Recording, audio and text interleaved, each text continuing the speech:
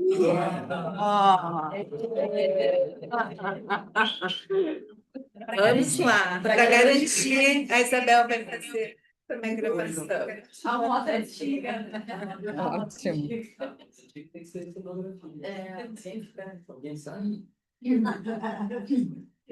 Pronto. Podemos Agora tá retomar, bom. então. Boa. Agora tá ótimo isso.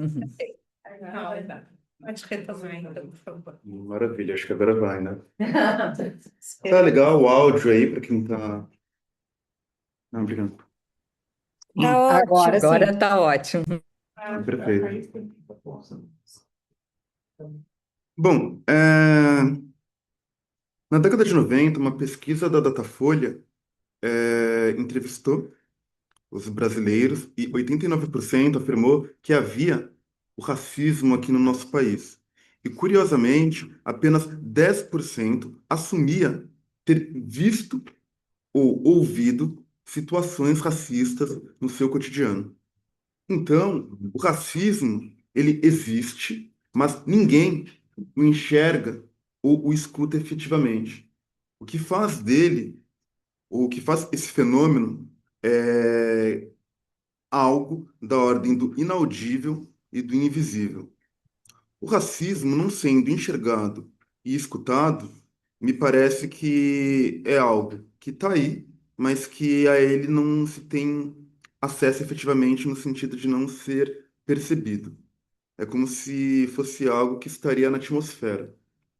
Daí a ideia de pensar uma atmosfera racista, que é a atmosfera que a gente vive. O que seria essa atmosfera racista?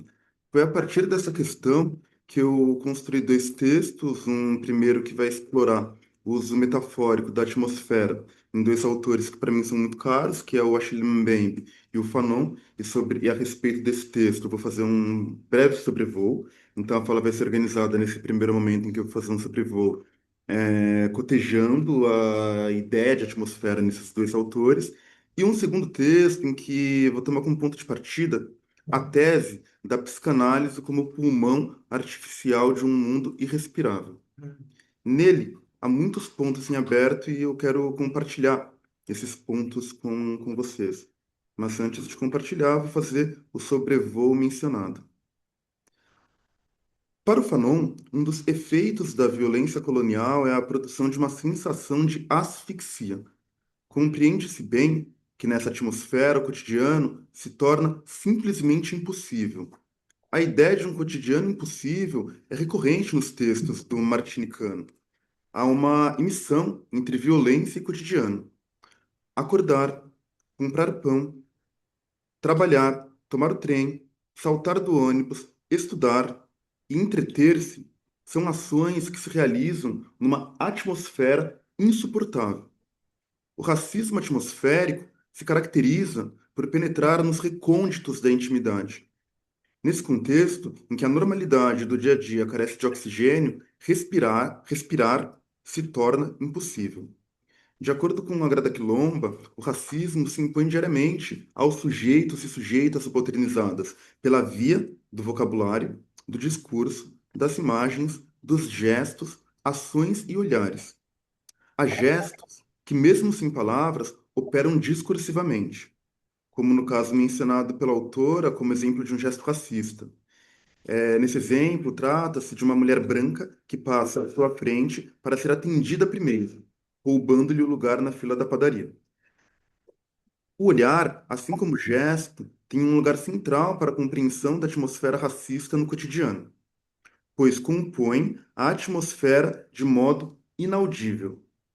Não há injúrias, ofensas ou agressões. Só há uma silenciosa troca de olhares, imperceptível para quem não participa como protagonista ou antagonista da cena em questão. O que caracteriza o racismo cotidiano, entretanto, não são as formas através das quais ele se mostra, mas sim a constância da sua presença. E aqui eu vou citar a Grada Quilomba, literalmente, quando ela diz que o termo cotidiano refere-se ao fato de que essas experiências não são pontuais. O racismo cotidiano não é um ataque único ou um evento discreto, mas sim uma constelação de experiências de vida, uma exposição constante a um perigo, um padrão contínuo de abuso que se repete incessantemente ao longo da biografia de alguém, no ônibus, no supermercado, em uma festa, no jantar, na família. Eu gosto dessa ideia, né, de uma exposição constante ao perigo. A gente até se remete à inibição, sintoma e angústia e todo o trabalho que o Freud faz em relação ao que se precisa no sentido de uma antecipação ao perigo e o lugar de desamparo que nós caímos quando estamos muito próximos do perigo sem nenhum tipo de anteparo simbólico. Quer dizer, em termos do Freud, né, quando a gente não consegue ter a condição de uma internalização desse perigo. Assim como o movimento de inspiração aeróbica, que é interrompido por brevíssimos intervalos de expiração, a atmosfera cotidiana de violência, morte e racismo é incessante. São episódios sucessivos de violência verbal, gestual e até mesmo óptica. A atmosfera geral é a da poluição racista e necropolítica, em que os intervalos se dão em pequenos átomos. Nesse sentido, é notável o drama da criança negra que, na passagem da família para um contexto cultural mais amplo, representado pela escola, se vê deslocada, estrangeira. A clínica nos mostra que esse choque ocorre mesmo em casos de adoção em que a criança é negra e o casal parental é branco. Tudo vai relativamente bem em casa, mas a entrada na escola causa um impacto desnorteador. Isso ocorre porque o acontecimento traumático não está no convívio entre as diferenças negro e branco, mas na atmosfera racial que faz da diferença desigualdade. O casal parental engajado na luta antirracista consegue muitas vezes criar um ambiente relativamente protegido para seus filhos, mas na porta de casa, da porta de casa para fora, o ar é outro, mais nocivo. E aí entra o outro ponto que eu quero trabalhar de uma maneira mais aprofundada, que é a ideia da psicanálise como um pulmão artificial, tal qual preconiza Lacan em 1974, quando afirma que a psicanálise é o pulmão artificial da humanidade. Primeiro, eu vou transcrever aqui a citação completa para em seguida comentá-la ponto a ponto. E a citação dessa entrevista que ele dá é: a análise não é uma ciência, é um discurso sem o qual o chamado discurso da ciência é insustentável para o ser que a ele acedeu há mais de 3 séculos. Por outro lado, o discurso da ciência tem consequências irrespiráveis para aquilo a que chamamos humanidade. A análise é o pulmão artificial graças ao qual tenta-se assegurar o que se pode encontrar de gozo no falar, para que a história continue. Não foi percebido ainda, e por sorte, porque no estado de insuficiência e de confusão que se encontram os analistas, o poder político já teria posto sua mão. Pobres analistas. Isso lhes teria tirado a chance de ser tudo aquilo que devem ser, compensatórios. De fato, é uma aposta, é também um desafio que tenho sustentado. Fecha aspas. O primeiro aspecto em que nos deteremos é o esforço em estabelecer uma distinção entre o discurso da ciência e o discurso da psicanálise. Alguns anos antes, em Ciência e Verdade, Lacan faria uma outra afirmação, a de que o sujeito sobre quem operamos em psicanálise só pode ser o sujeito da ciência. O sujeito é o furo que a ciência, a todo custo, busca costurar e cerzir. Nessa perspectiva, nos aproximamos de uma interpretação possível em relação aos efeitos asfixiantes da ciência. Ela constrói um mundo irrespirável à medida que produz enunciados explicativos que excluem o mal-entendido e o real, sem necessariamente resolvê-los. A psicanálise reintroduz a dimensão da castração. Não há saber que se complete, não há verdade que se possa dizer toda. Eu estou falando muito rápido, tá? Ok. Assim, a psicanálise se apresentaria como o pulmão artificial, assegurando o lugar da dimensão da fala que a singulariza, ou seja, assegurando a dimensão do gozo. Para compreendermos o significado dessa afirmação, é necessário que se precise um ponto. O sujeito sobre o qual atua a psicanálise é o mesmo que o sujeito da ciência. Isso escutamos a todo tempo. Mas o real em questão não é o mesmo. O real que funda a psicanálise é o real do falacer, um real através do qual se padece, que tira o sono, que não deixa o sujeito estudar, trabalhar, se relacionar ou realizar outras atividades cotidianas. Ao contrário do real do mundo físico que é procurado pelos cientistas, o real de que se sofre emerge sem que ninguém o procure. Este real é o real de entrada em análise, que conduz um sujeito à procura por um analista na intenção de se livrar disso que insiste. E essa aqui tem uma referência a Colette Soler no texto dela, sobre o real de 89. Entretanto, o real pelo qual se interessa a ciência não é este que produz insuficiência respiratória. A asfixia é o efeito de real nos sujeitos causado pelo lugar hegemônico ocupado pelo discurso científico na atualidade, que é a asfixia da qual fala Lacan. Ou seja, a ciência desoxigena o mundo quando não dá espaço para o real da psicanálise. O real de um sofrimento insuportável. Na virada do século XIX para o XX, em Viena, as mulheres histéricas eram silenciadas numa sociedade regida por valores patriarcais conservadores. Freud, num primeiro momento, atuou numa tentativa de adestramento do sintoma, através do método sugestivo e da hipnose. Ou seja, seguiu a mesma direção que a ciência da época na busca pela sutura do sujeito. Posteriormente, a invenção da psicanálise promoveu condições de respiração para aquelas pacientes. Então, é basicamente disso que o Lacan está falando, né? Quando ele fala, há um mundo irrespirável pela ciência, e posteriormente o discurso psicanalítico consegue se colocar como um pulmão artificial. Bom, a versão contemporânea de apagamento do sujeito encontra expressão no fenômeno de medicalização generalizada da vida. Aquele que se queixa de um real que lhe rouba o sono, a concentração ou o apetite obtém como resposta um medicamento que elimina o sintoma. Isso é um efeito da terapêutica medicamentosa. A psicanálise tende a produzir outras formas de efeitos. Possibilita que o sujeito possa suportar o sintoma sem que ele desapareça de pronto. Ao invés de eliminar, assegura que se possa continuar falando e pontua o que há de gozo no falar. Continuar a história é historicizar o sintoma e dar-se conta de que há participação do sujeito na cena de gozo que habita sua queixa. O comentário de Lacan sobre o poder político tem seu interesse. Não que a psicanálise, no formato que ela se apresenta atualmente, com um acesso restrito a alguns poucos, constitua um risco efetivo ao poder político, mas porque indica que é essencial à política que se produza um mundo irrespirável.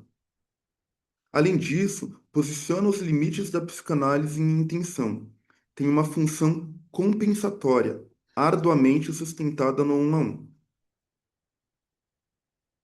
O Milton Santos introduziu uma divisão didática no que concerne a cidadania no Brasil. Há cidadãos plenos que gozam de todos os direitos ofertados pela democracia, e há uma cidadania mutilada, experimentada pelos segregados, por aqueles e aquelas que têm reiteradamente seus direitos violados. A questão que se coloca é saber se a modalidade de asfixia provocada pela ciência estabelece conexão com a asfixia às quais são submetidos os indesejáveis. Então, essa grande divisão de mundo entre uma cidadania plena e uma cidadania mutilada, eu estou tentando fazer uma articulação com essa ideia de asfixia. Qual é a asfixia que se trata para a cidadania plena e qual a asfixia que se trata para a cidadania mutilada? Pois as histéricas vienenses de outrora, os jovens que na atualidade tomam metilfenidato para atravessar as madrugadas produzindo para o neoliberalismo, não são os mesmos que compõem a massa segregada da cidadania mutilada. Em relação aos primeiros, a psicanálise vem mostrando seu potencial em fazer respirar, mas e no que diz respeito aos indesejáveis? Essa resposta é uma premissa necessária para que possamos compreender o alcance da psicanálise enquanto pulmão artificial compensatório ao racismo atmosférico. Ao falarmos de racismo, somos levados à afirmação de Lacan de que só há raças de discurso, no ato dito. Efetivamente, não há raças humanas no sentido genético do termo. Trata-se antes da codificação das diferenças, com vias à naturalização de uma superioridade pelo lado dos dominadores e uma inferioridade pelo lado dos dominados. A raça é uma ficção, mas é uma ficção útil, forjada no período do capitalismo mercantil que serviu em primeira linha para nomear as humanidades não europeias. Assim, a colonialidade transformou a raça em critério fundamental de hierarquização social, ou seja, a raça se origina e se perpetua como instrumento discursivo de poder. Dizer que a raça é produto do discurso equivale a afirmar sua dimensão simbólica, sem excluir, entretanto, outros registros. A raça não é algo natural, da ordem de um real pretensamente puro, como quereriam os teóricos do racismo científico do século XIX. O real que participa da raça é aquele de um gozo ordenado discursivamente, ou seja, um real atravessado pelo simbólico. Da mesma forma, tomar a raça apenas como uma construção imaginária, como uma identidade que soterra singularidades, é uma abordagem limitada e incompleta do problema. A raça é uma consequência da estrutura discursiva que se caracteriza por determinar lugares simbólicos. E aqui eu cito novamente o Lacan de Aturdito. Ela se constitui pelo modo como se transmitem, pela ordem de um discurso, os lugares simbólicos, aquele com que se perpetua a raça dos mestres e senhores e igualmente dos escravos. Lacan lê a raça como um fato ligado à estrutura, em que todo processo de unificação implica uma segregação.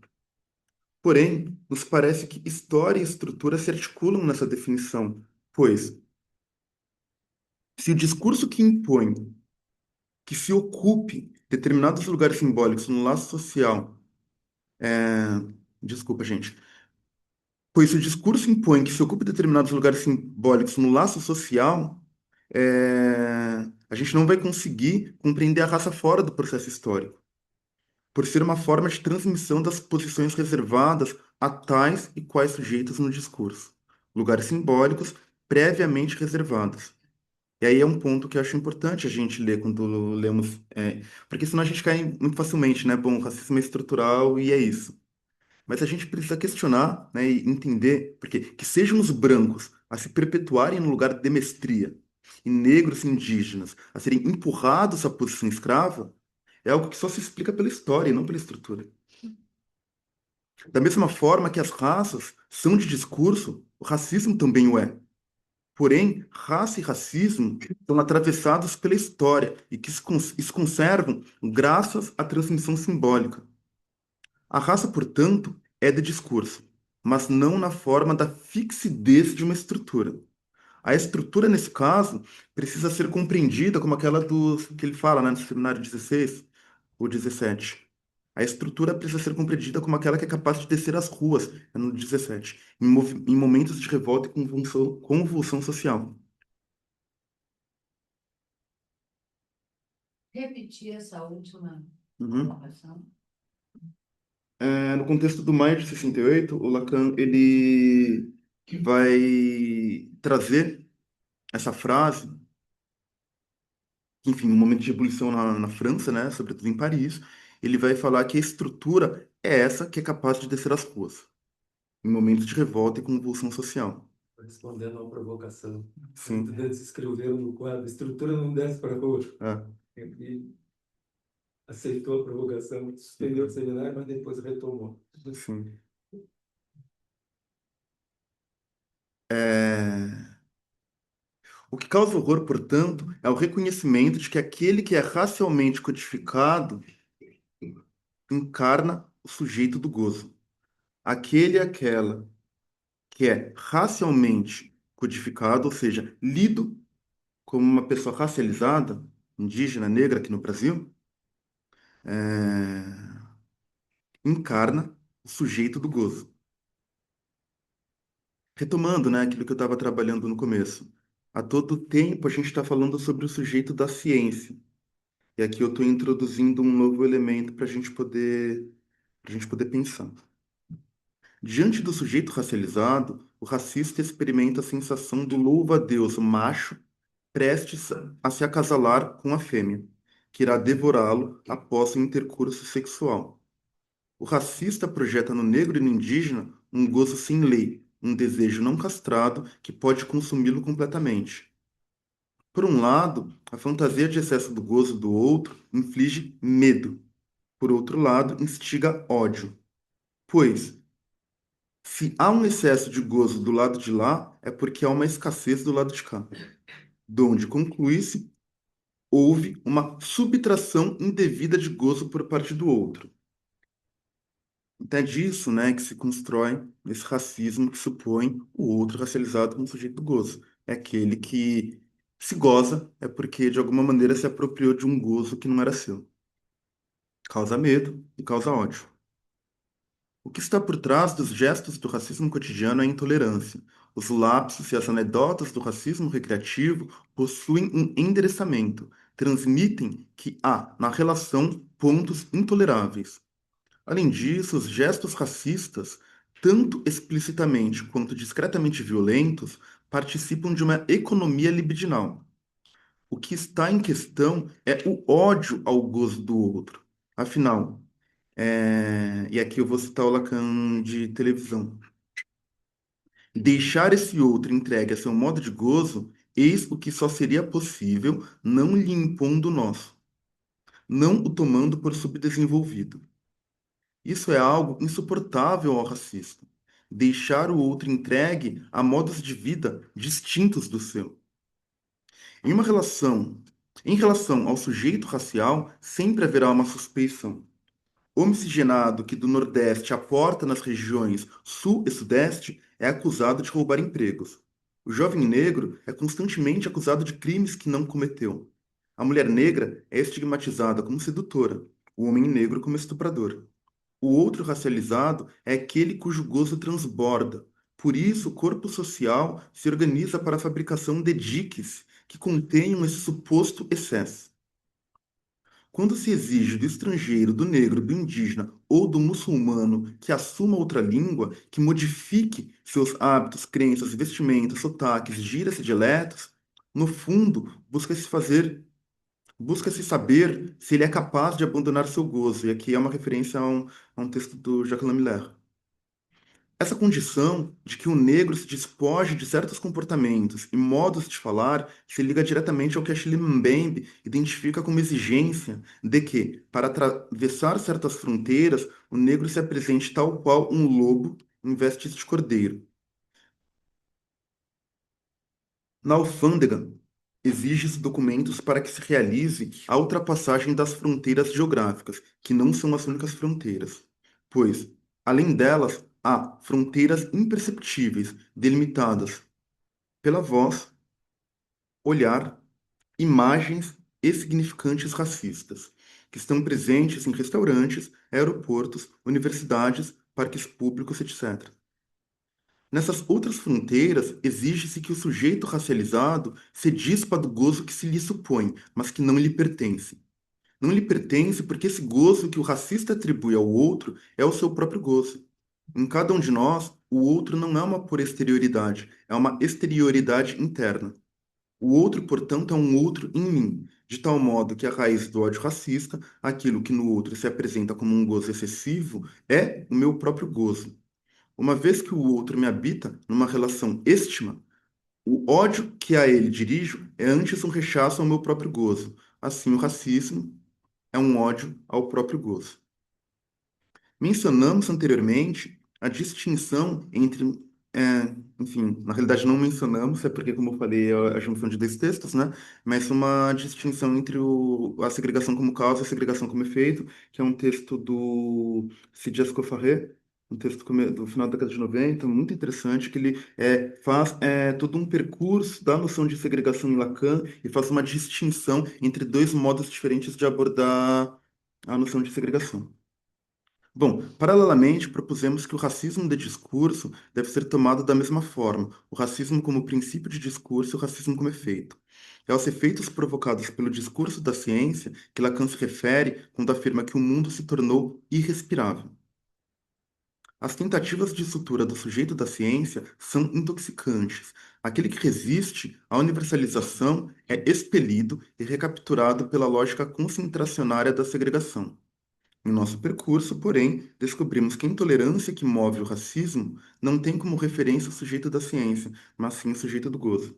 Então, a minha hipótese é justamente essa, que são duas formas de asfixia diferenciadas. Uma asfixia que é essa que o Lacan fala, do discurso da ciência, e uma outra asfixia que é a asfixia do racismo.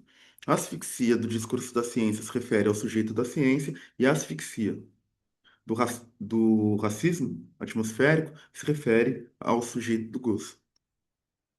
E aqui afirma Miller: a questão não é que não se possa se reconhecer no outro como sujeito da ciência. A questão é de se reconhecer no outro como sujeito do gozo. Quando o outro se aproxima demasiado, há novos fantasmas que incidem especialmente sobre o excesso de gozo do outro. Então, a mulher vai trabalhar, né, que essa impossibilidade de identificação do racista com o outro é justamente não porque ele não se uniformiza em relação ao discurso universitário que tem essas pretensões de uniformização do outro e que espelhe e produz o outro como um sujeito patológico, justamente pela impossibilidade de uniformização desse enquanto um igual, enquanto aquilo que é uma produção de uma uniformização pelo discurso da ciência. Mas é uma impossibilidade de reconhecimento, quase como uma barreira narcísica, justamente porque esse é um outro do gozo, um outro em quem a castração não incide. Então, é uma diferença mais radical. Dessa forma, poderíamos propor duas modalidades de asfixia que se articulam entre si. A primeira é a asfixia por uniformização, que se liga às tentativas de uniformizar o sujeito da ciência, e a segunda seria a asfixia racista, ligada aos gestos de intolerância aos modos de gozo do outro. Esta é provocada pelo racismo dos discursos em ação. A partir desse ponto, podemos melhor situar a questão sobre o alcance da psicanálise como pulmão artificial. Desde Freud, a psicanálise vem cumprindo bem o papel em relação à asfixia uniformizante. Nossa pergunta se refere à sua capacidade de extensão em operar sobre a asfixia racista. Freud inventou a psicanálise oferecendo-se para recolher os excrementos da vida psíquica, aquilo que a psicologia científica nascente negligenciava. Então, né, todo o projeto da psicanálise ali do início, das formações do inconsciente, tinha sido jogado no lixo pela psicologia científica. Então, sonho, lapso, sintoma, dito espirituoso, estava tudo colocado na lata de lixo. Freud recolheu dessa lata de lixo para fazer a psicanálise.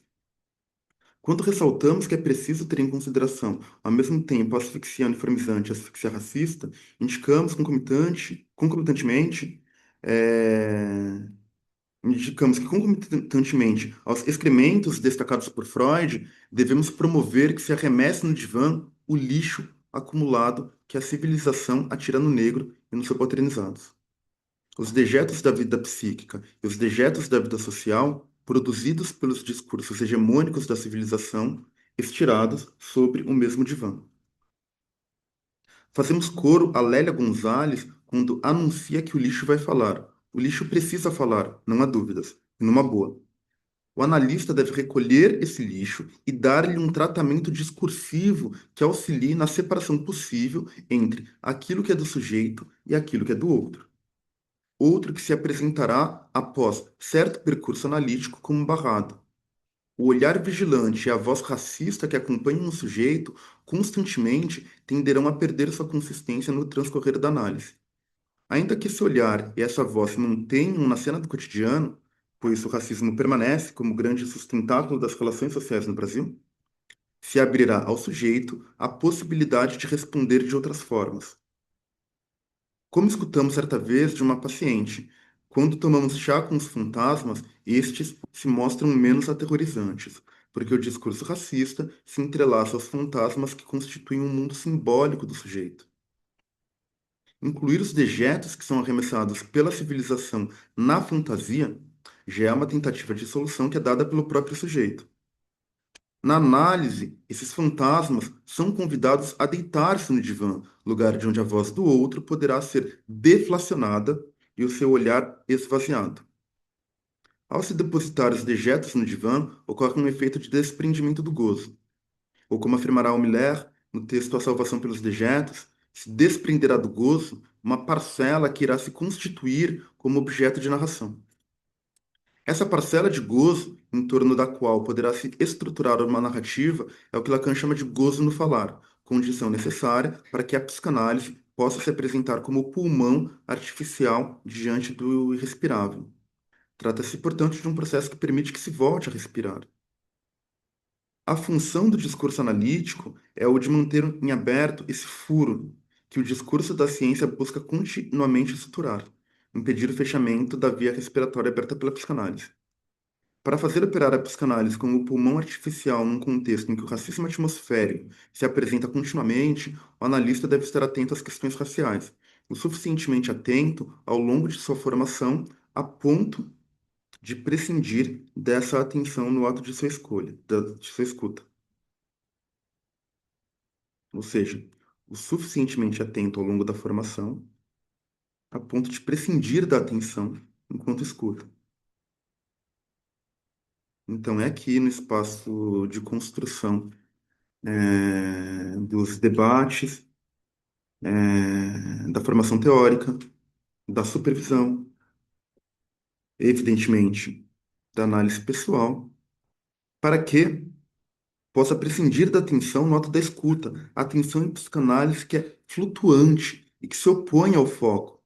Prescindir da atenção focada só é possível quando o analista se deixa atravessar pelas questões raciais na teoria, nas supervisões em sua análise pessoal, assim como a formação teórica em psicanálise é contínua. O estudo sobre relações raciais num país como o Brasil também é contínuo. É algo que eu sempre fico pensando, o quão fundamental e o quanto a análise não vai avançar se dentro das instituições a gente não tiver redes de pesquisa, seminários constantes sobre topologia, sobre a questão do estruturalismo da linguagem, sobre o laço social e os discursos, sobre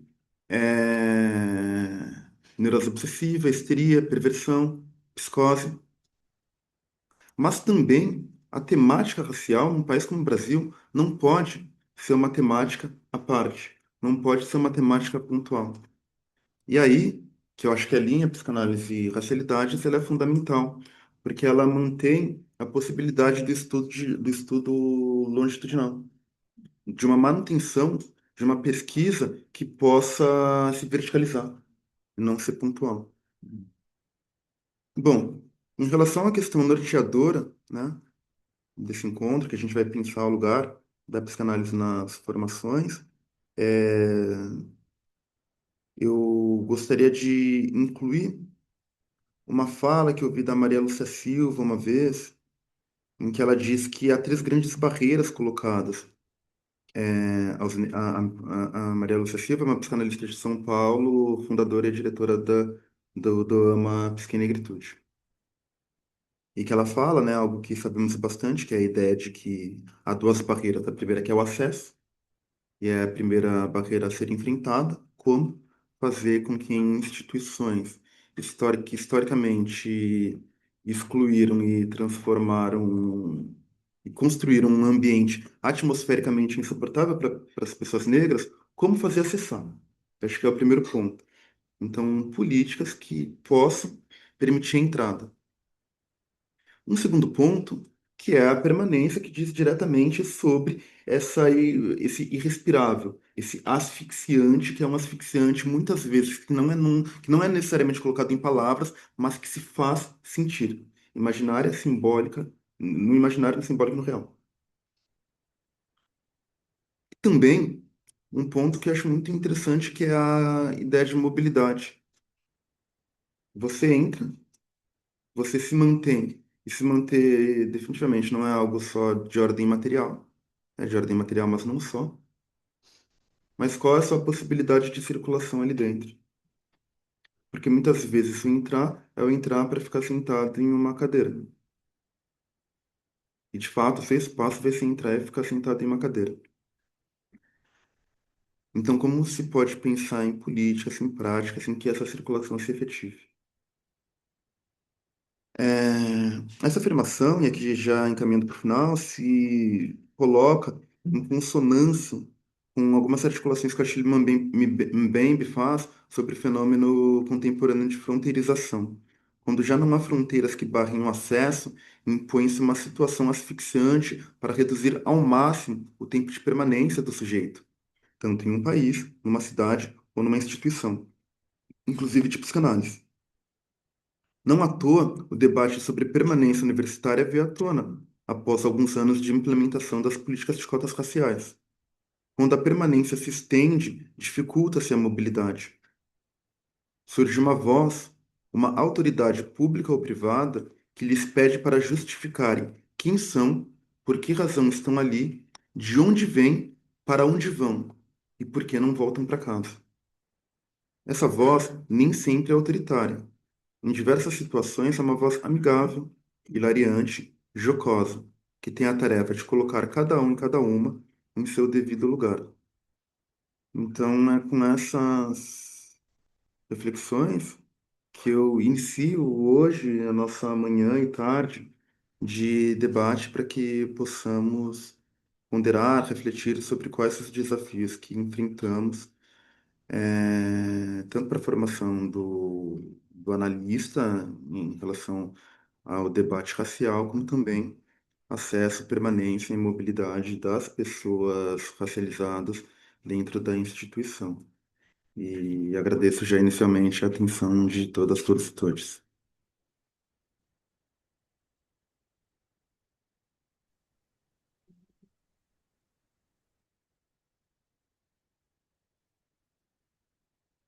Obrigada, Paulo. A gente vai ter um tempo agora para conversar, né? A gente combinou de ir até 1 hora, então temos aí um tempinho bom de conversa. Quem quiser ir falando pode ir levantando a mão, se inscrever. A gente vai passando a palavra. Shampoo, folha? Vamos ver.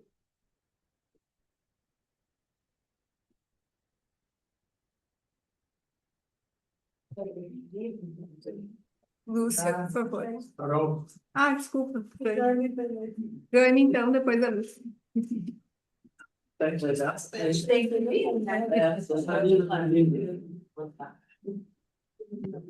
Eu posso ir fazendo as inscrições, hein? Por isso aqui, depois a Lúcia. Paulo, muito bom te escutar. E trouxeste algumas questões que me parecem importantes e difíceis de serem trabalhadas, que é essa atmosfera sufocante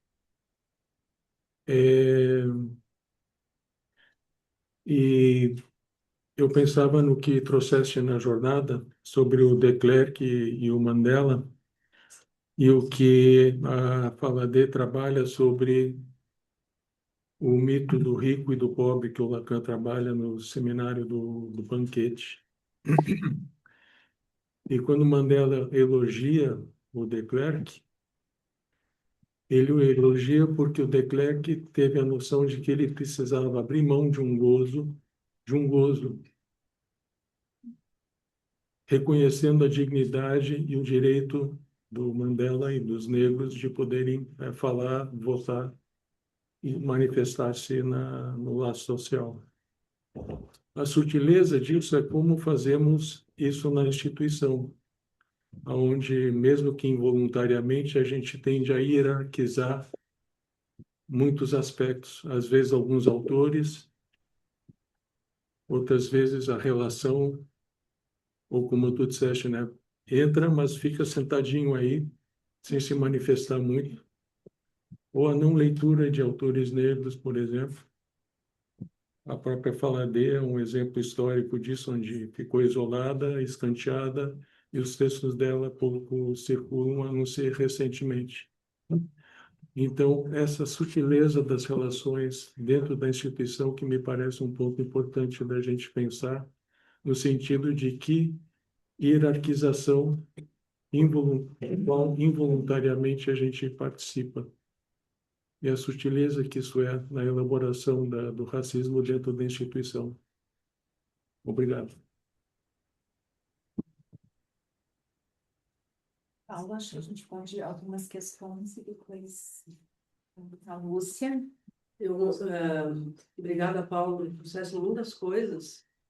E para mim também me chamou a atenção muito forte esse elemento que tu tomou, que é a atmosfera, né? Que a atmosfera tem um caráter de invisibilidade. Quer dizer, não se enxerga, não se... Me lembrei do texto de Huberman, ele diz que os mineiros levavam para a mina a gaiola com os passarinhos, tem um passarinho, porque o passarinho sentia quando o gás entrava e se movimentava, e aí os mineiros podiam sair, né? Então, essa condição da invisibilidade eu acho super importante. A outra é essa marcação que tu faz a partir de uma leitura que toma o gozo como, né? Isso é muito, muito interessante. Eu queria que tu voltasse daquela parte da encarnação do gozo. Me lembrou um texto aquele livro, O Estrangeiro, que é um livro onde tem um texto da Neuza Souza, que eu acho que é sobre um Heinrich, e que tem algo disso, vamos dizer, dessa fixidez que pode se colocar sobre o sujeito quando, de alguma maneira, vamos dizer, algo não tem condição de fazer movimento, é atribuído, e ali o que vem com uma aparição. Ao contrário de quando o que daquilo que a gente não controla, do inconsciente, pode estar numa permeagem. Porque aí o gozo pode estar a favor do enlace, né, com o desejo. E tu está trazendo algo nesse fio da navalha, né? Quando o gozo pode estar enlaçado e permite desejo, porque também não tem fala sem gozo, não tem como, então não vai ter exercício de desejo nem lugar de fala, se o gozo não pode estar na circulação. Ou quando o gozo está atribuído como recalque ou forclusão, né, daquilo que é imposto, aí tu vai ver uma aparição. Né? Uhum. Uhum. Certo. Fiquei pensando, obrigada, Paulo. Muitas questões mesmo muito interessantes para a gente pensar e seguir pensando. É mais uma coisa que me lembrou essa ideia de pensar e de como trabalhar a história do racismo no Brasil, né? Eu lembrei de uma entrevista do Mano Brown, no Mano a Mano, com a Grada Quilomba, que me chamou muita atenção a insistência dele de perguntar de onde vinha a Grada, né? E ela dizia: eu nasci em Portugal, né? E ele insistia, assim, que ela tinha que ter vindo de outro lugar. E ela faz essa discussão de uma forma muito interessante, que é justamente para ela uma afirmação de que ela nasceu, acho que era Lisboa, era Portugal, mas enfim, e ele o tempo todo insistindo com a questão do lugar, e ela mesma interpreta essa insistência dele, que isso tem a ver com a forma da escravização no Brasil, a forma como as pessoas foram arrancadas do seu lugar, e que ele não sabia nada dos seus, assim, né, dos seus parentes, dos seus ancestrais, enfim. Ele queria saber, né, tinha uma curiosidade o tempo inteiro em saber, estava numa posição quase de analisante com ela, e ela diz isso para ele, né, é diferente, né, e foi criada, ela não tinha a mesma história, então eu acho que a gente tende a pensar, né, porque as pessoas são negras, têm uma história muito parecida, e eu acho que isso é completamente diferente nessa história de escravização no Brasil, a questão da obrigação das pessoas de mudarem o nome, né, de abandonar a língua, as suas crenças, enfim.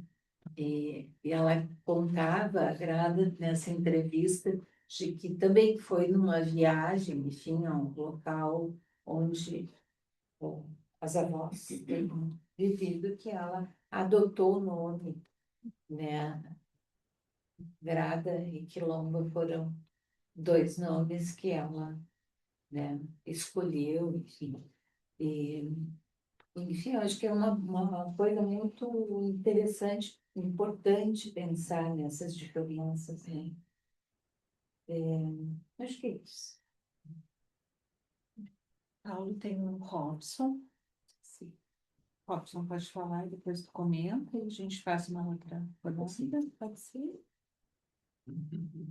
Bom, nunca é demais agradecer a tua generosidade.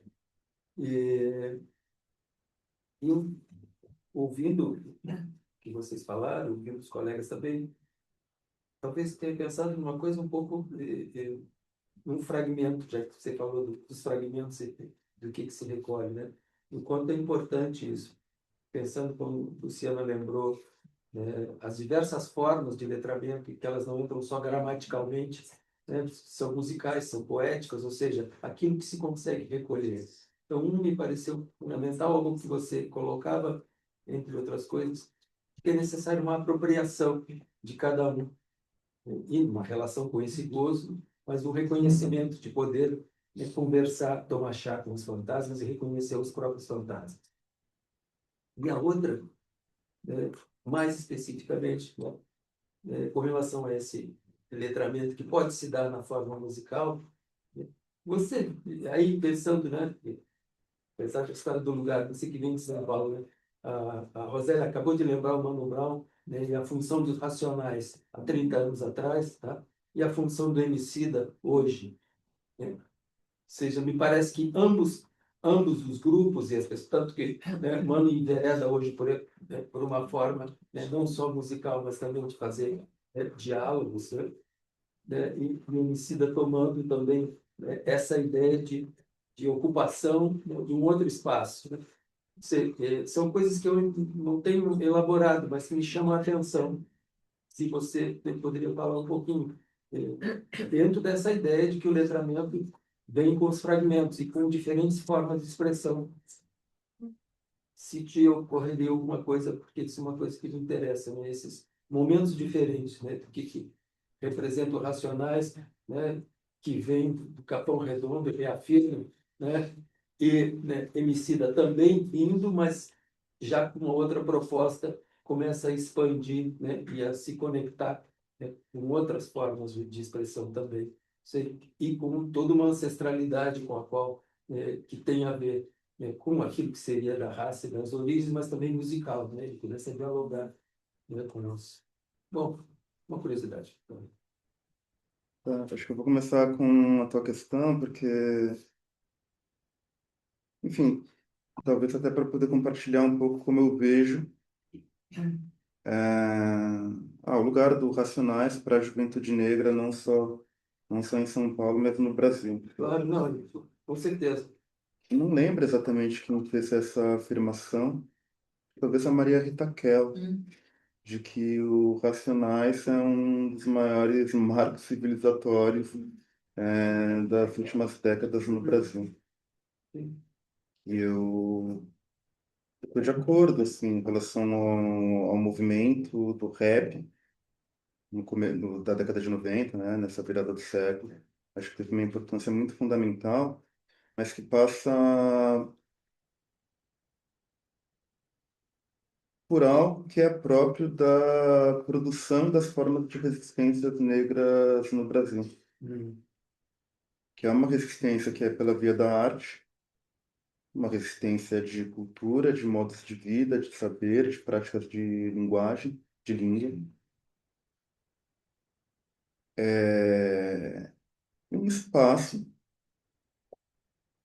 que constitui um amparo contra os processos de desamparo que são constantemente produzidos pelo racismo colonial. Então, muito antes de Racionais, teve Mestre Pimba, teve Paulo da Portela, teve Candeia, teve uma série de outras e outras, Clementina de Jesus, Jovelina Pérola Negra, João de Aquino. sim, Cartão. Cartola, mas que vão afirmando outros lugares da raça, para além daqueles que são colocados, Lupicínio Rodrigues aqui, né, que são colocados pelo racismo colonial. Isso é muito fundamental, porque é um modo de formação política também muito importante.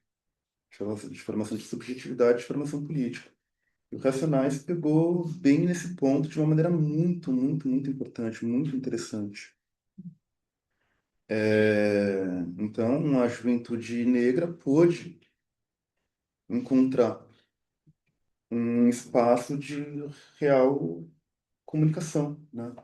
Acho que, sobretudo, no rap, de um modo geral, e sobretudo na letra dos Racionais, que tem uma profundidade absurda. Acho que são tratados intelectuais, como que virou livro, né? Do Inferno. Sim, sim. São tratados intelectuais importantíssimos, eu acho, para a gente se debruçar mesmo, assim, a obra dos Racionais. É, e que é isso, eu acho que, de fato, é uma linguagem que vai precisando se renovar agora nos anos 2020, acho que pela via do Emicida, do próprio Mano Brown tentando fazer essa ponte também entre algo que é mais de um universo de teorização acadêmico, enfim, eu Mas gosto bastante. o próprio Emicida vem fazendo homenagem aos Racionais no último show, né? O que ele monta agora é o MC, né? Uhum. Ou seja, retoma a ponte, né? Com a própria referência dos Racionais. Sim, exato, exatamente. Bom, são questões extremamente difíceis, eu achei. Então, tô com uma dificuldade, assim, de me situar por onde começar, por onde retomar.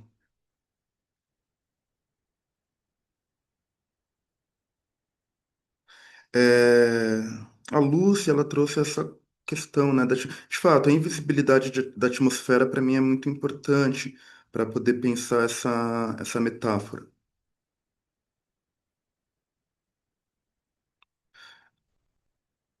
Porque o racismo ele se presentifica pela via do discurso. Ele se presentifica pela via do discurso e se inscreve subjetivamente pela via do discurso desde a constituição dos sujeitos. Essa é a hipótese da Isildim. Então, a cor do inconsciente não é exatamente porque o inconsciente tem cor, mas porque, quando falamos de inconsciente, trata-se de significantes. E o significante racial ele é um significante fundamental. É sobre significante, mas não é só sobre significante, obviamente também é sobre imagens.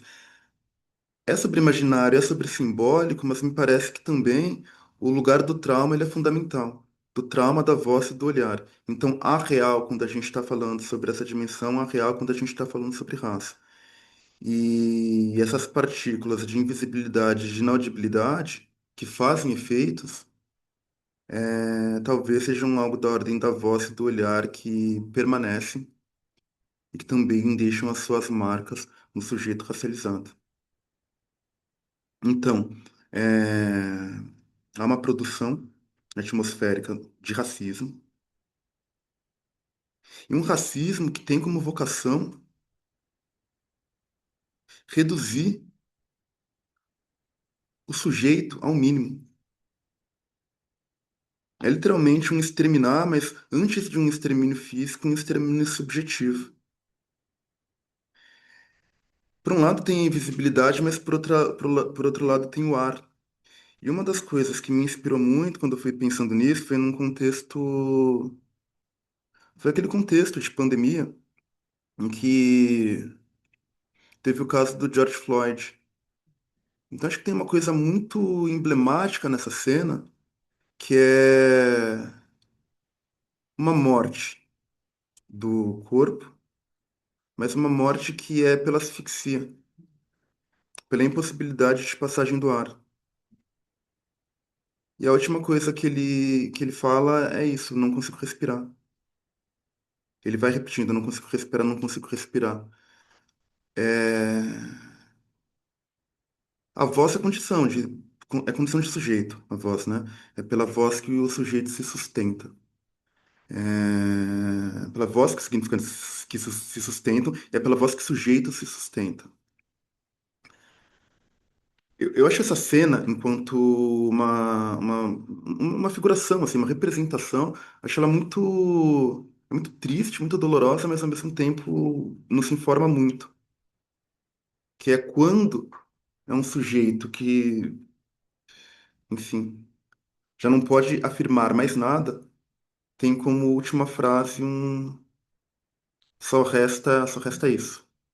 E isso que talvez seja até anterior à voz, que é o grito. Um grito que busca uma interpretação, né? A gente nasce gritando a busca de uma interpretação. Esse grito interpretado nos traz para o mundo da linguagem e nos traz para uma estrutura de interpretação, porque esse grito ele é interpretado como fome, sede, sono, qualquer coisa do tipo.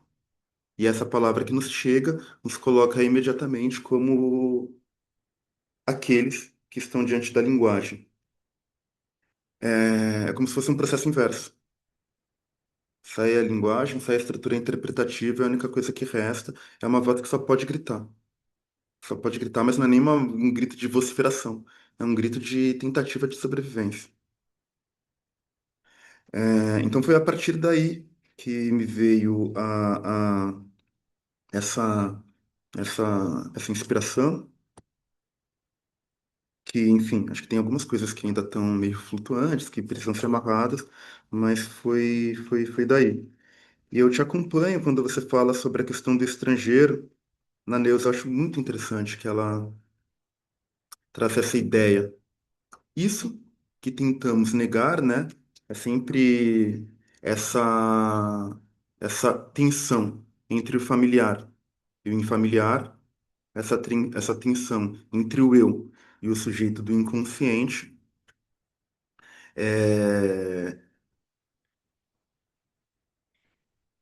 que de algum modo nos leva a tentar expulsar esse estrangeiro que está em nós. Então é isso, é uma casa que a gente supõe que é nossa, mas no fundo ela é habitada pelo estrangeiro, né? É isso, você fecha todas as portas e janelas da casa, e aí quando você entra no quarto, você vê que o estrangeiro já está deitado com a tua esposa, com as fantasias mais inimagináveis. É, é justamente esse estrangeiro que você expulsa pela porta e retorna pela janela, que é da ordem do gozo. E como poder fazer esse reenlaçamento do gozo. A Neuza tem uma imagem que eu gosto bastante, que ela fala que a gente pensa muito, né, quando, sobretudo no estágio do espelho, sobre a dimensão de júbilo, dessa experiência, de você encontrar alguma coincidência entre aquilo que está no espelho e aquilo que está no olhar do outro, que produz a integração dessa imagem.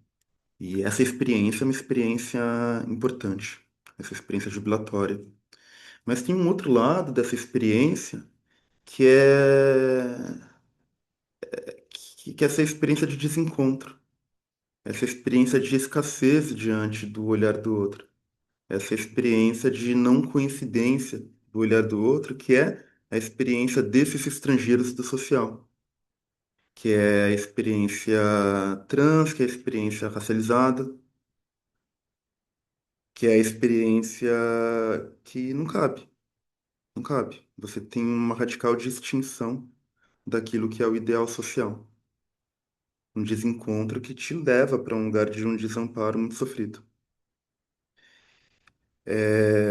O que a partir, né, desse texto dela eu tendo a pensar, então, é como se tivesse esse espelho jubilatório, né, mas tem esse outro lado que é esse espelho precário, espelho infamiliar, mas um espelho infamiliar que retorna. E aí entrou a questão da visibilidade de uma maneira muito forte. que o racismo se inscreve desde a Constituição subjetiva, mas ele se inscreve justamente porque, para que haja investimento, em muitos casos é necessário que algo não seja visto. É necessário que algo da ordem da raça não seja visto. Então, há traços que precisam ser invisibilizados se isso se transmite ao sujeito. E é aí que volta como aparição isso que foi negado. Então, é muito interessante como a experiência de muitos brasileiros e brasileiras é de, nossa, me descobri negro aos 20 e tantos anos de idade. Inclusive pessoas que têm, que são fenotipicamente muito parecidas comigo. Ou seja, um tom de pele escuro, com traços negroides muito característicos, né, de cabelo, de nariz, etc. O que para mim é muito, em um determinado momento da vida foi muito surpreendente que as pessoas só se reconhecessem negras aos 20 e tantos anos de idade, mas que fala de algo que é quase da ordem de uma alucinação. Mas não é uma alucinação porque é algo que é socialmente sustentado também. Você não é negro, você é moreno. Você não é negra, você é mulata. Então isso te constrói uma experiência social que vai reafirmando a todo momento que você não pode ver aquilo que o espelho te mostra. Mas o espelho te mostra. Te mostra, mas é como se fosse um ponto de invisibilidade, um ponto cego do espelho. Aquela coisa do carro, né? O ponto cego do carro eu acho muito interessante. A quantidade de pessoas que a gente já quase atropelou, acho que alguns talvez efetivamente atropelaram, justamente porque é um ponto que tu não vê, tu tá virando uma esquina ali, tem aquela coisinha que te impede de ver, quando você vê, você já tá em cima. Então eu gosto dessa ideia do ponto cego, né, do carro, porque ele ajuda a materializar o que é aquilo que existe enquanto imagem, mas que é um ponto que não dá para você ver. E é impossível, né? Quase como não dita, o não dito. E inclusive se articula com o não dito, né? Porque não é só de imagem que a gente está falando. É sobre imagem, é sobre olhar, é sobre voz, é sobre significante. Que tu não pode ter acesso. Tu não pode ter acesso primeiro por uma não autorização desse outro, que não te autoriza a olhar para isso. Porque se tu olhar, vai ser a catástrofe. Tu vai ser amado e investido desde que seja minha morena e não minha pretinha. E que tem uma continuidade no social, né? Vai construir fantasticamente a impossibilidade de se olhar nesse lugar para não cair nesse lugar de catástrofe subjetiva mesmo. A gente tem 4 pessoas inscritas, não sei se tu acha que a gente pode Na verdade, fazer mais uma. 5. A Beleza. Priscila, a Carla, a Rosane, a Ieda e a Marta. Talvez se forem mais breves nas intervenções, né, nas perguntas. O que tu acha, Paulo? Tu quer seguir ou a gente... Não, pode passar, porque aí eu fecho, voltando para a questão do Jaime e também da Rosane. Pri? É. Uhum. Oi. Bom, como disse, tudo bom, Paulo? Como disse, Robson, nunca é demais agradecer. Muito boa a tua fala. É, eu tinha pensado em destacar, igual vou dizer, né? Mas talvez falar mais sobre a questão ali que você traz sobre entender racismo estrutural de uma forma que muito fixa, né? Quase como se fosse assim, então vamos sentar em cima da estrutura e nada se altera. Acho que isso é importante repassar, porque talvez, fiquei pensando enquanto tu falavas, tenha algo semelhante, até se cruze com algumas questões teóricas mesmo, que a gente não avança em relação ao tratamento da linguagem.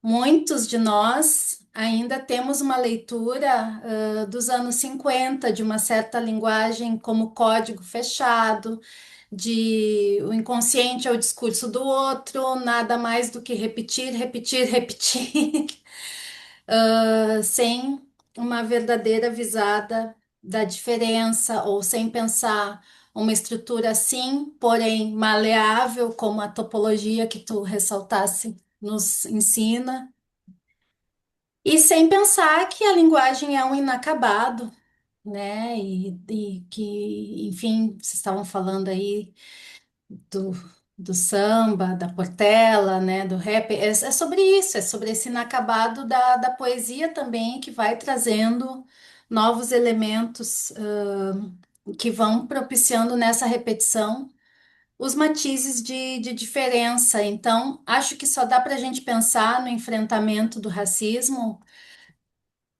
diante e de mãos dadas com esse entendimento, né?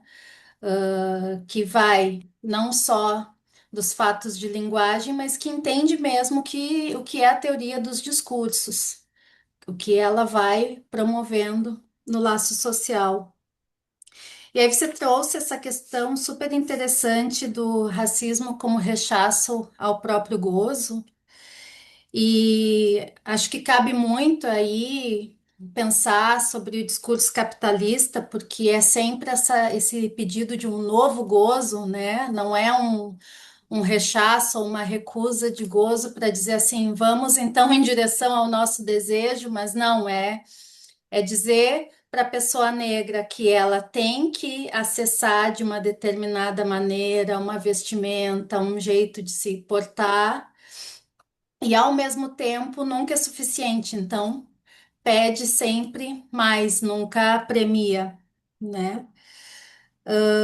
E aí, fundamental essa imagem que você trouxe, que eu achei muito interessante da atmosfera, e agora com a lembrança do George Floyd, porque é até engraçado, quando eu comecei a estudar psicanálise, eu escutava muito a ideia do banho de linguagem, talvez muitos aqui escutassem isso, né? O banho de linguagem, quando o bebê nasce, etc, etc. Quando eu comecei a vir aqui para a Argentina, eles tinham um outro modo de dizer, que era ele passa a la atmósfera, né? A passagem para a atmosfera. E para referir a mesma coisa, né? Enfim, mas tudo dizendo de quanto a gente entra nessa linguagem de uma forma inescapável. Só que aí depois a gente vai avançando e vai vendo que, bom, tem entrada na linguagem, mas tem entrada no discurso também. E aí que a coisa vai ficar mais interessante e complicada, porque se a gente, de novo, né, realmente pensa que a linguagem é um código acabado, o racismo é estrutural, não tem o que fazer, né? Eu vou sempre estar analisando externamente, desimplicadamente, e é o que tu dissesse dos lugares, imóveis. Entra, senta e observa, não pede a palavra. Então, a gente vê isso também nas atividades, como muitas vezes a atividade é sobre a temática racial e as pessoas negras não se animam a falar, assim, é bastante comum, né? Que dirá das outras atividades, então, que não são sobre a temática. E aí, tu estava agora finalizando com a questão do estádio do espelho e da escassez do olhar. E eu acho que também tem a ver com isso, né? Tava lembrando daquele livro da Toni Morrison, do Olho Mais Azul, como a mãe da Pécola, que é a personagem principal, tem um olhar muito amoroso para a menina branca que ela cuida, e o olhar é nem um terço do que a Pécola recebe, né? Que é a própria filha. Então, também tem essa questão do entra, senta, fica quietinho e não pense que vá cativar, convocar o meu olhar, que vá se chegar nesse lugar de reconhecimento, assim. Enfim, só um pouco passeando pelas questões que tu trouxesse, que elas ficaram agitadas, em mim, e eu queria te dizer isso. Obrigada. que tem a Carla, a Rosane, a Ieda e a Marta, né? Nós temos um. Tem a Janaína, a Carla, a Janaína. Temos Janaína. É, E para voltar para o Paulo.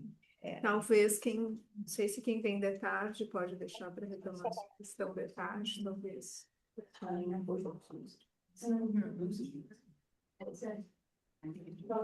Desde que a gente possa começar a falar, então. Então vamos ser breves, né?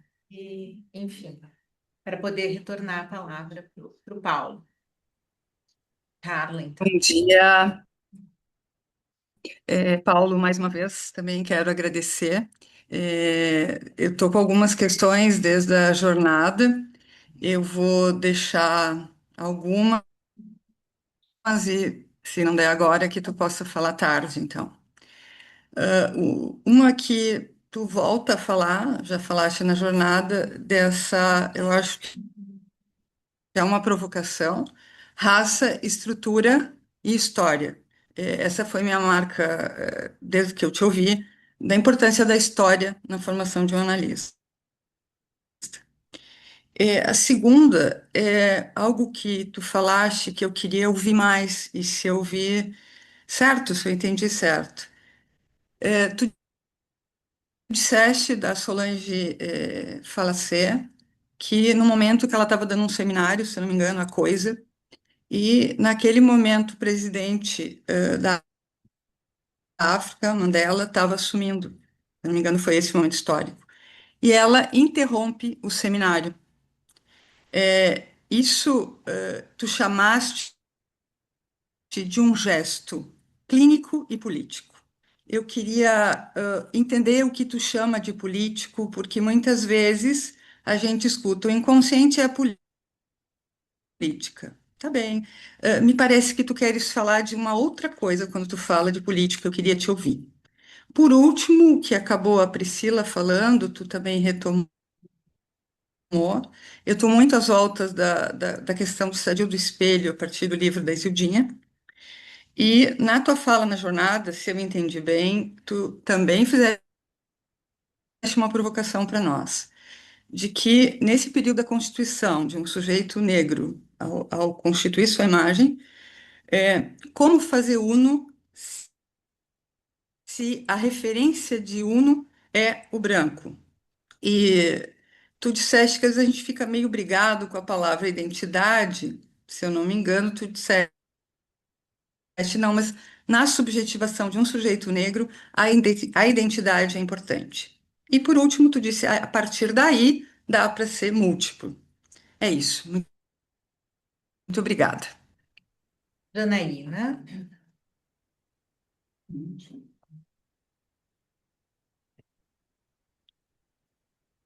Janaína. Oi, gente, bom dia. Vocês estão me ouvindo? Sim. Vocês conseguem me ouvir? Sim. Sim. Primeiro eu quero pedir desculpas que eu estou com a câmera desligada porque meu aparelho aqui está sem, tá? Mas sou Janaína Oliveira, eu faço parte de um psicanalista de Fortaleza, série, certo? E com essas discussões, inclusive uma das falas do Paulo, porque é isso, assim, eu acho que sou uma das pessoas negras que se descobriu negras já adulta. E isso vem tomando muito espaço, inclusive numa instituição que somos uma equipe de 10 pessoas e das 10 apenas somos 3 negras, né? E aí, com isso, vocês trazendo esse ponto, né, da arte, o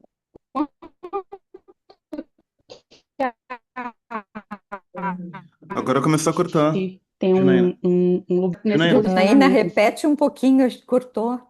Última parte. Vocês agora me escutam? Sim. Gente, eu tô com um probleminha de internet, mas melhorou? Sim. Pode seguir. Pronto.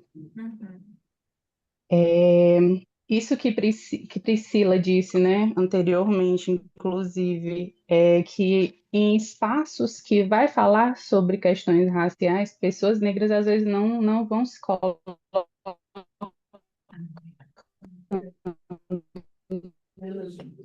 Janaína, quem faz sabe tu sentido. coloca por escrito a tua E, questão. e com A gente não está conseguindo te escutar, porque está travando, mas se tu conseguir colocar de alguma forma por escrito ali no chat, pode ser?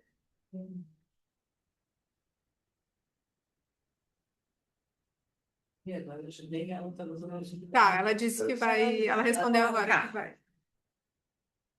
Então, a Rosane. Eu A posso fazer Rosane minha se questão à desinscreveu. tarde, tá? Isso.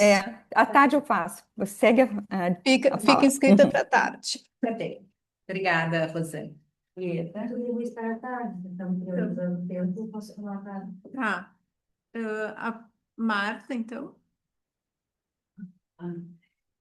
Rápido. Eu estava elaborando um texto, aí fui buscar umas informações sobre a questão do IBGE, a autodeclaração como preto e pardo no Rio Grande do Sul, em 10 anos, aumentou em 42%. E tem a ver com o orgulho. Pouquinho mais alto. Quem sabe, Marta, tu senta aqui para que te escutem bem. Ótimo. A tua Obrigada. fala foi muito impactante e mobiliza muitas coisas. Parabéns. E o teu jeito também de expor é muito impactante e nos penetra. E eu estou preparando um texto para o Correio e fui buscar alguns dados, e no IBGE mostra, apesar do Rio Grande do Sul ter só 21% da população negra, em comparação a outros estados brasileiros, de 2010 a 2022 aumentou a autodeclaração em 42%. E também aqui tem uma adesão às religiões de matriz africana maior do que em outros estados, apesar da população ser só 21%, né? E essa autodeclaração tem a ver, as informações, ali o IBGE indica que tem a ver com o orgulho de se poder ver no espelho e poder identificar-se, né, de forma correta, como a pessoa se vê. Então, queria te perguntar sobre esse racismo estrutural, na medida que vai cedendo espaço, né, e as pessoas negras podendo ter visibilidade, se isso é um alento, se isso abre alguma possibilidade de maior igualdade, de justiça, de acesso. Não sei se a Janaína vai conseguir escrever, Janaína, a tua questão. Acho que ela pode ir escrevendo, eu vou respondendo, ela escreve, e aí quando tiver escrito eu posso ler, enfim. Tá. Sobre a última questão da Marta, é engraçado, né? Eu tinha fixado uma informação a respeito da cidade de Cachoeira, que fica em Salvador, desculpa, fica na Bahia, como a cidade com mais terreiros per capita no Brasil. E estava falando isso junto aos meus primos, que são, né, de candomblecistas, e eles me rebateram falando, não, na realidade, as cidades com maior número per capita de terreiros é no sul. É uma cidade pequena daqui do Rio Grande do Sul, que eu não lembro o nome, logo em seguida vem Porto Alegre. Cachoeira também, só que em Cachoeira tem uma questão de registro um pouco ali, mas qual é a importância dessa informação? É a gente perguntar sobre quem veio antes, né? O ovo ou a galinha. Quer dizer, a maior autodeclaração de pessoas negras que tem permitido uma ampliação, ou é essa base que já está colocada e de alguma maneira invisibilizada, enfim, com toda a produção cultural negra aqui no Rio Grande do Sul. não só em Porto Alegre, que permite que atualmente, quando a gente tem palavras que estão circulando de uma maneira diferente, que circulava há 10, 15 anos atrás, essa autodeclaração. Quer dizer, essas marcas, porque acho que esse é um ponto importante. Eu estou falando sobre as marcas racistas. Tem a marca racista de um lado, mas tem as marcas que trazem outras narrativas a respeito da raça, por outro lado. E tanto uma como outra, conflitivamente, fazem efeitos. Então, o que me possibilita afirmar negro depois de 20 anos negando essa negritude, não é apenas eu ter encontrado com um discurso, aos 20 e poucos anos, um discurso, os livros que eu li na faculdade que vão me permitir. Isso é uma parte. Mas a minha suposição é que isso precisa ser historicizado, inclusive em análise. Como foi esse percurso que te permitiu esse reposicionamento, esse deslocamento, a assunção de um nome maldito, que é um nome maldito. Então, qual a dimensão não maldita desse nome? Porque todo nome maldito comporta uma dimensão bendita e muitos nomes benditos, não diria que todos, mas pelo menos os nomes que são da ordem de uma profanação, de uma injúria, comportam uma dimensão que é oposta, né? Quer dizer, falar Deus não é possível, justamente por conta da carga de maldição que existe. Então, é um nome impossível, né, de ser pronunciável. A própria pronúncia do nome Deus, ela é um problema. Qual é o outro nome que a própria pronúncia é um problema? Nigger. Nigre, em francês. Ou em todas as outras línguas coloniais. É um problema justamente porque é uma maldição suposta que já está ali, na simples pronúncia. Então, assumir um nome maldito não é fácil. Bom,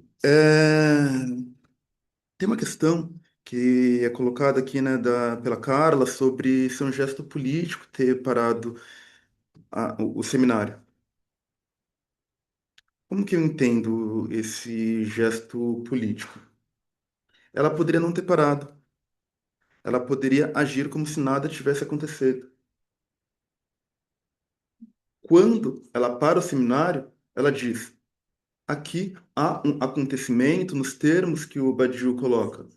Há um acontecimento que rompe com a continuidade das coordenadas simbólicas que até o momento regiam o nosso modo de vida no laço social.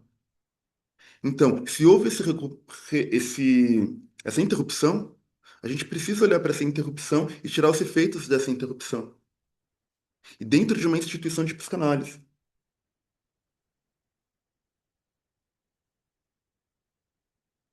O correlato a isso é a gente fazer essa interrupção quando o George Floyd morre. É fazer essa interrupção quando a Marielle morre. Porque pelo menos na minha clínica chegaram, na minha clínica, as pessoas negras da minha clínica chegaram devastadas no dia seguinte após o assassinato da Marielle. Então há um acontecimento que tem efeitos na nação, que tem acontecimento, que tem efeitos nos sujeitos, e como que a gente acolhe e reconhece, porque esse reconhecimento ele é um reconhecimento político importantíssimo, assim. E ela fala, a gente vai parar tudo e vai falar sobre isso agora, falar sobre Mandela. Aconteceu alguma coisa. Foram, sei lá, 30 anos de apartheid, não sei, não lembro quanto tempo de apartheid teve, mas foram muitas décadas de apartheid, um acontecimento que deveria ser intolerável no século XX, que permaneceu mesmo após a Segunda Guerra, da qual tanto falamos, e agora, esse que ficou 27 anos preso, Mandela ficou 27 anos preso, por vontade própria, enquanto gesto político, 4 anos após a saída dessa prisão, ele foi eleito presidente.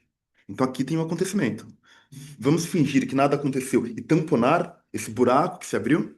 Ou a gente vai parar e vai pensar a respeito?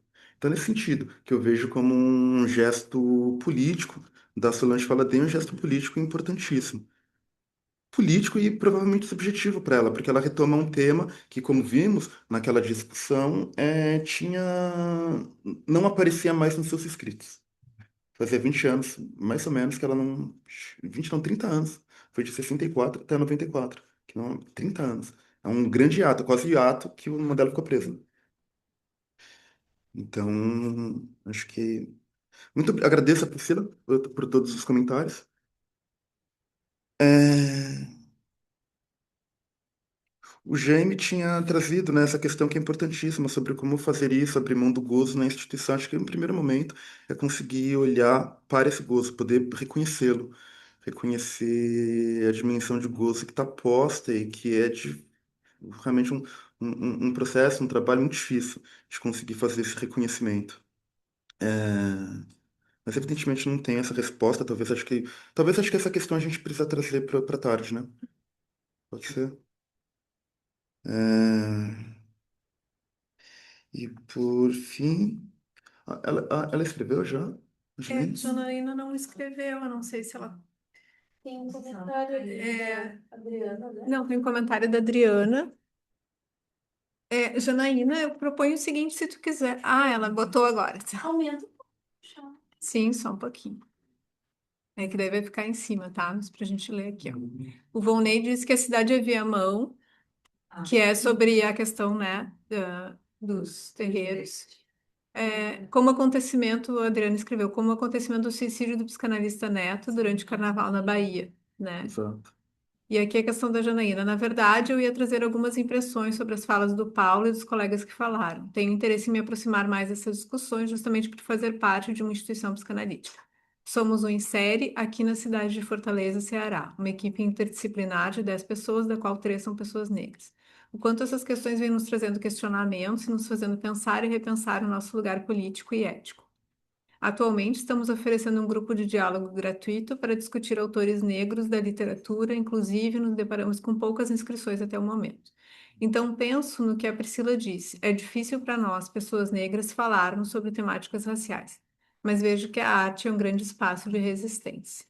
Eu queria propor também, Janaína, que se tu quiser deixar ali no privado o teu contato, eu posso depois te passar, te chamar, e se tu quiser mandar algum áudio, enfim, né, que fique melhor para fazer a pergunta, a gente depois, né, acho que compartilha com o Paulo e pode, tá, levar alguma reverberação disso para a parte da tarde.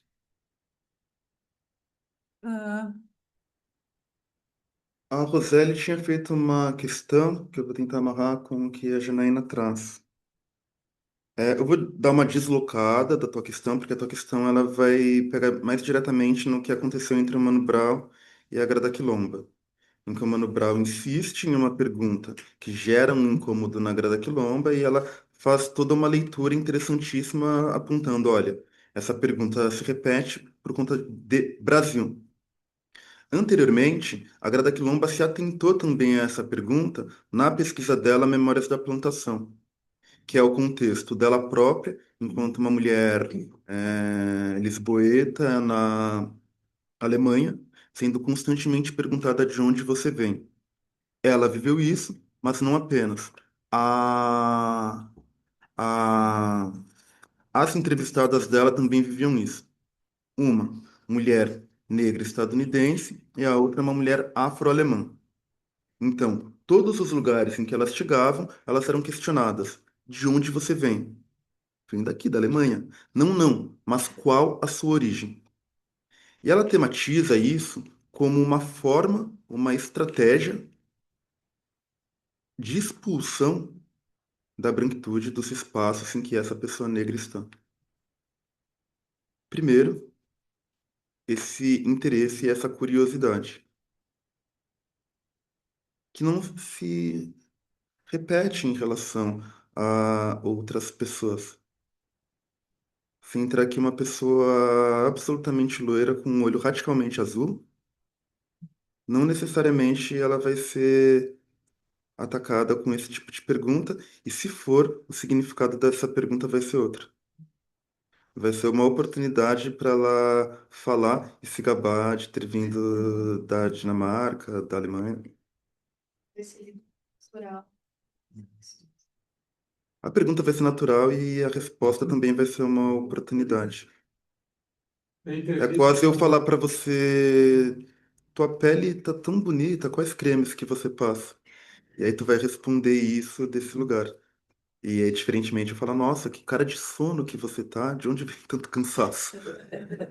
Na entrevista com o Mano Brown, ela chega a dizer que depende de quem pergunta isso eu achei a ela, fácil. a resposta que ela dá. Quando é um português, ela faz questão de responder que ela é português. Sim. E isso a gente precisa trazer para a nossa realidade, para a realidade das instituições, de como que o racismo atmosférico ele se apresenta com quem é que chega. Como se fala, quando se fala, por que pergunta. Levantar questões a respeito de como essa pessoa ocupa o espaço institucional. E como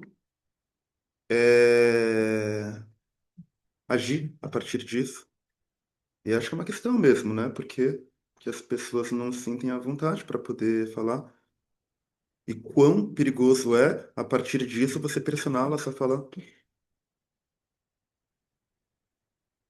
Então, acho que passa por tudo isso, né? Que o GM coloca, de quem são os autores, como que se dá essa transmissão, como que se dá o espaço no momento da circulação da palavra.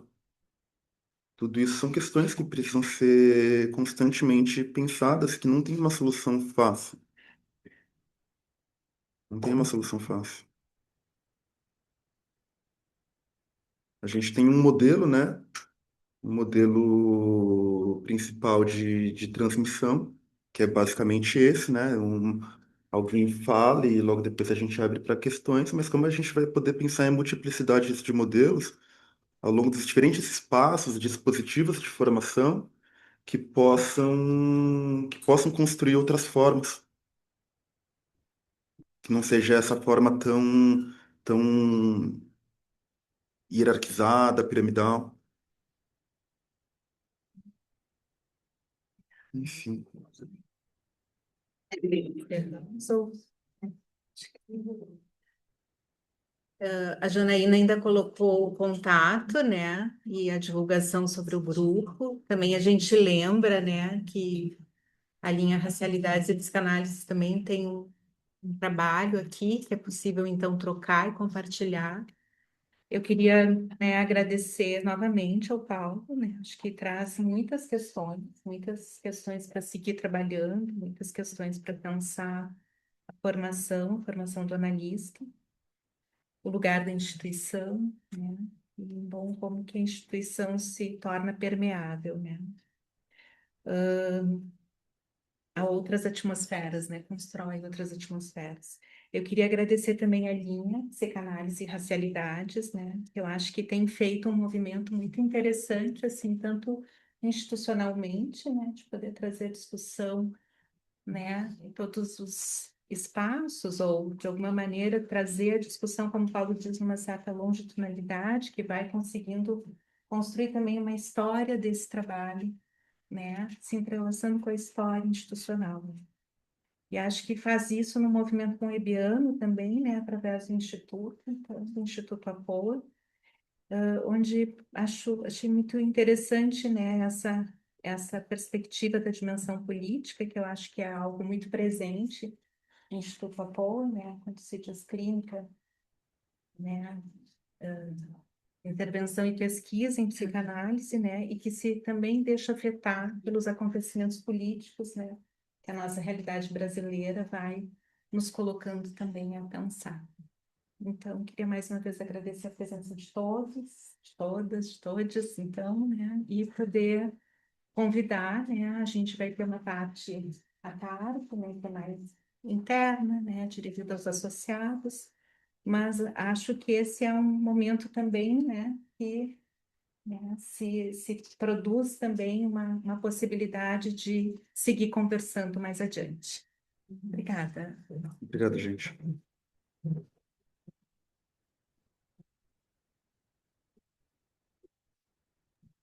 Obrigada, muito bom, Paulo. Obrigada. Obrigado. Muito Ótimo, bom, excelente, obrigado. Paulo. Até Muitas mais. questões Muito para bom, muito discutir bom. à tarde. Sim. Ah, eu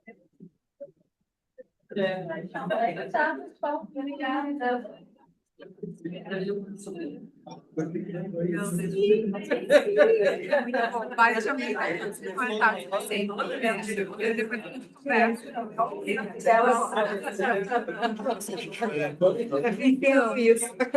Eu acho que bem lembrar. Muito bom. Muito bom. Depois, só confirmar que entre 2h30 eles se viram. Então, assim, Vocês fazem para ser tão natural. Bem,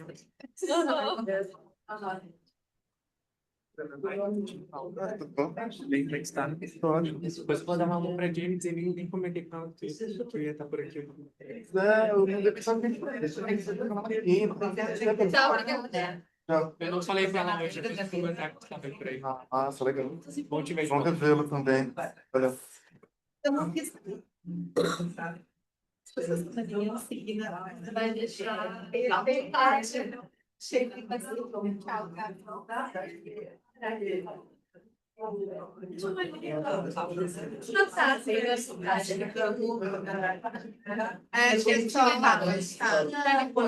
Oi, daí ele começou a